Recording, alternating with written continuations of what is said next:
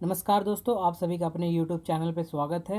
आज हम देखने वाले हैं UPSC, SSC, CGL, BPSC, MPPSC, UKPSC, UPPSC, जितने भी स्टेट पीएससी हैं उनसे रिलेटेड प्रीलिम्स के क्वेश्चन देखेंगे। 10-10 क्वेश्चन देखेंगे। 10-10 हम इंडियन पॉलिटी के क्वेश्चन देखेंगे और 10 जो है हम ज्योग्राफी के देखेंगे। तो ये ज्योग्राफी का पार्ट 1 है, तो आप देख लीजिए। पहला क्वेश्चन है कि निम्नलिखित युग्मों पर विचार कीजिए। ये यूपीएससी आईएएस के प्रीलिम्स में 2019 में पूछा गया क्वेश्चन है कि हिमनद यानी कि ग्लेशियर और नदी कहाँ से, तो इनमें से कौन सा सही से सुमेलित है।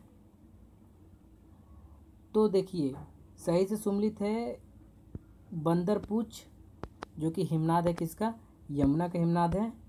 और उसके बाद जो है बारासिगरी, जो कि चेनाब का हिमनाद है जम्मू कश्मीर का। और सियाचेन नुब्रा का नहीं है।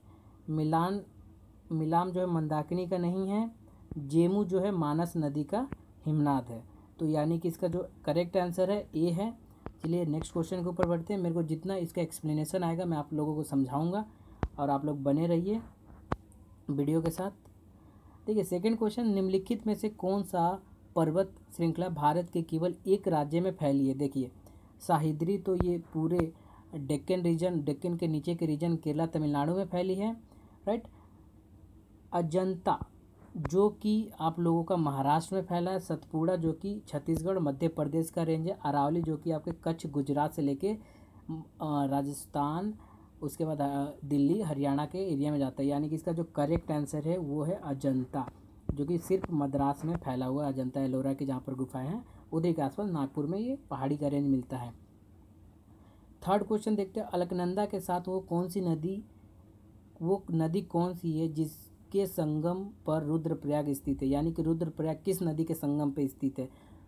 तो इसका देखिए भागीरथी के यहाँ पर नहीं, भागीरथी तो जो है हरिद्वार के वहाँ पर, हरिद्वार इसके किनारे स्थित है। धौली गंगा नहीं है। नंदाकिनी भी नहीं है। नंदाकिनी जो है क्या कहते हैं, मंदाकिनी से पहले जुड़ती है। तो यहाँ पर जो रुद्रप्रयाग जो है मंदाकिनी नदी के किनारे है, ठीक।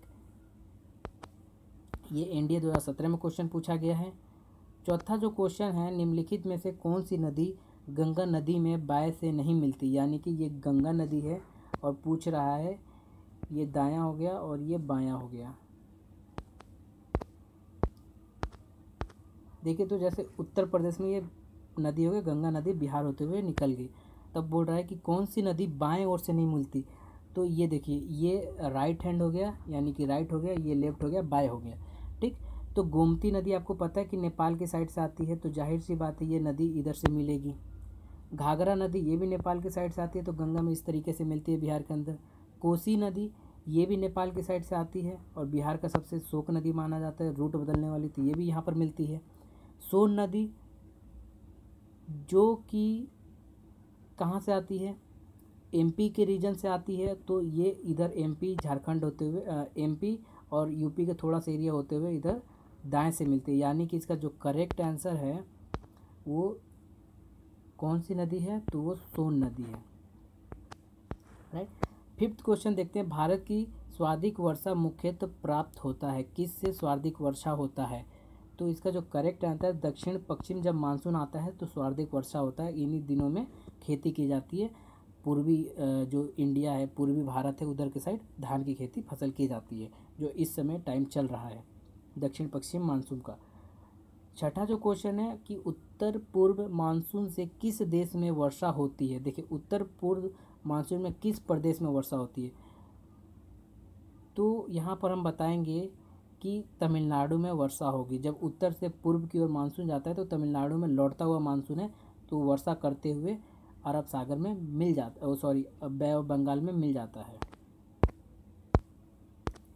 सातवां जो क्वेश्चन है, सुंदरबन के जंगल को क्या कहा जाता है। तो आपको पता है कि सुंदरबन जो डेल्टा है वो दुनिया का सबसे बड़ा डेल्टा है। उसकी जो वर्ग किलोमीटर है 75,000 स्क्वायर किलोमीटर की उसकी रेंज है। और वहाँ पर किस टाइप का जंगल पाया जाता है, तो टुंड्रा, जाहिर सी बात है आपको टुंड्रा पता है कि आइस में पाया जाता है, जहाँ पर बर्फीले और पर्णपाती वन जो कि पहाड़ी एरिया है। और जंगल आप लोगों को पता है, ये नॉर्मल जंगल की बात कर रहे हैं। तो यहाँ पर जो पानी वाला है वो मैंग्रोव, यानी कि करेक्ट आंसर मैंग्रोव है। मैंग्रोव कुछ इस तरीके से होते हैं कि ये आपके हो गए पेड़, राइट, इस तरीके से। और ये पेड़ हो गया, और इनके जो जड़ें होती हैं वो एकदम ऐसे ऐसे फैली होती हैं और ये पानी के अंदर दिख रही होती हैं। अगर आपने डिस्कवरी देखा हो तो मैंग्रोव फॉरेस्ट के बारे में ज़्यादा बताते होंगे। 8th क्वेश्चन है कि भारत की निम्नलिखित में से मिट्टियों में से कपास की खेती के लिए कौन सी मिट्टी सबसे ज़्यादा अच्छी है मानी जाती है? तो रेगुर जो मिट्टी होती है वो, जिसको काली मिट्टी कहते हैं, भारत में कपास की खेतियों के लिए काफ़ी अच्छी मानी जाती है, जो कि गुजरात वगैरह के और बंगाल और बिहार के रीजन में भी पाया जाता है। निम्नलिखित में से शैलक्रमों में से कौन सा भारत का 90% से अधिक कोयला प्रदान करता है?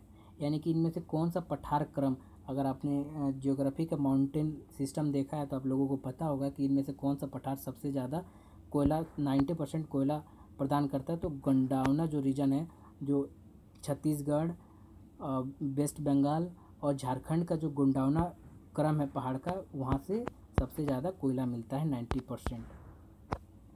आज का और लास्ट क्वेश्चन हम देखते हैं 10वां, भारत के किस भाग में कालाकोट तृतीयक टर्शरी कोयला क्षेत्र है? किस भाग में है?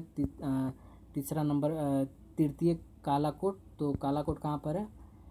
तो कालाकोट के बारे में कहा जाता है कि ये एक ऐसा भाग है जहाँ पर कोयला पाया जाता है, वो खाली हिमालय के अंदर है, ना असम ब्रह्मपुत्र नदी बेसिन में, ना झारखंड में, ना केरल में। तो ये आप याद रखें, कालाकोट ऐसा फेमस है जहाँ पर हिमालय के अंदर कोयला पाया जाता है। तो आई होप कि ये ज्योग्राफी के 10 क्वेश्चन आपको अच्छे लगे हैं। तो वीडियो को कर दीजिए लाइक, शेयर कर दीजिए, कमेंट करके बताइए हमें, और साथ ही साथ हमें सपोर्ट करने के लिए सब्सक्राइब कर लीजिए। और आपका दिन शुभ हो और आप ऐसे ही आगे बढ़ते रहें। धन्यवाद दोस्तों।